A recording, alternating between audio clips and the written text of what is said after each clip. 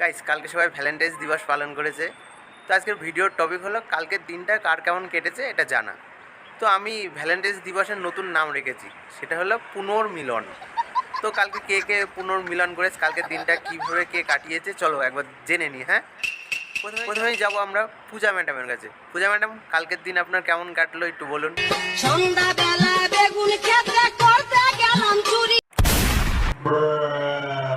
Madam, আপনাকে মুখে বলার জন্য বলা হয়েছিল, প্র্যাকটিক্যাল দেখাতে না। যাই হোক, আপনি যা দেখালেন তার থেকে একটা জিনিস বোঝা যাচ্ছে, আপনার বয়ফ্রেন্ড বিরাট চালাক ছিল। আপনি এটা ওটা খাওয়ার বায়না করার আগেই নিজেরটা খাইয়ে পেট ভরিয়ে রেখেছে। তারপর আর একটা খবর ভেসে এসেছে যে কালকে নাকি একটা মেয়ে, তার নাম রিয়া, তার নাকি ভ্যালেন্টাইন্স দিবস পালন করার সাথে সাথেই তার বয়ফ্রেন্ড তাকে ডিভোর্স মানে ব্রেকআপ করে চলে গেছে। চলো তার অবস্থা একটু দেখে নিই। उसे पता था मेरे दिल में कोई नहीं है उसके बिना, उसने फिर भी मेरा दिल तोड़ दिया।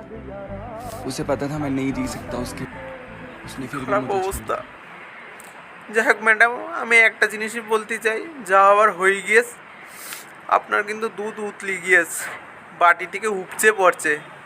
আপনার আর বাটিতে কুলাবে না, আপনি গাবলা ব্যবহার করুন। ম্যাডাম এই ড্রেসে ভিডিও করছে বলে অনেকে হয়তো ম্যাডামকে ছোটো বড়ো কথা বলেছে, কিন্তু ম্যাডাম সমাজকে এইটা দেখাতে চায় যে আজকে ওনার যা অবস্থা এর জন্য দায়ী ওনার বয়ফ্রেন্ড, কারণ যা করেছে সব উনিই করেছে। তাই কারোর কাছে সমর্পণ হওয়ার আগে তোমার সমর্পণ তোমার পুরোপুরি নাকি সেটাকে যাচাই করে নিয়ে সমর্পণ হয়েও।